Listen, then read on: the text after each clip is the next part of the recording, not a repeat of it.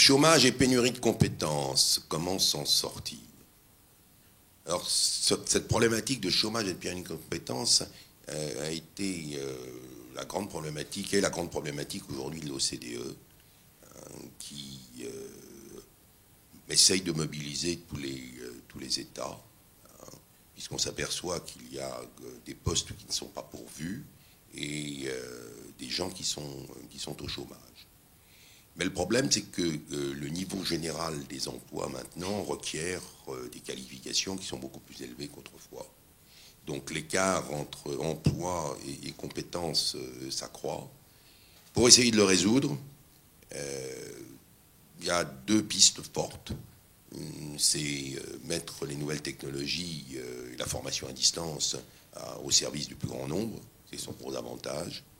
Et puis rendre solvable un peu plus la demande donc, de formation.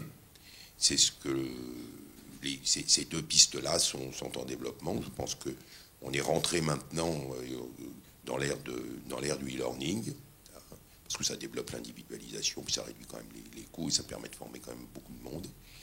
Et puis, il y a dans les États, surtout dans les États développés, des politiques pour accroître la demande, la rendre plus solvable, avec des mécanismes de compte épargne formation, par exemple,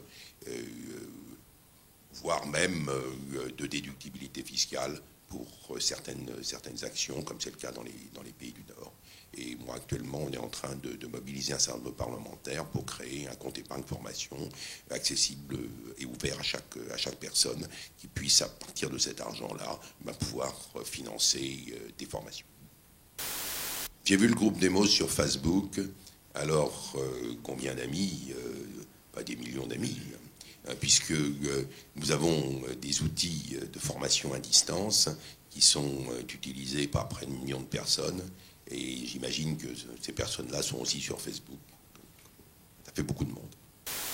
Le télétravail, nouveau mode de travail mieux adapté ou façon discrète de glander. J'ai beaucoup cru au télétravail.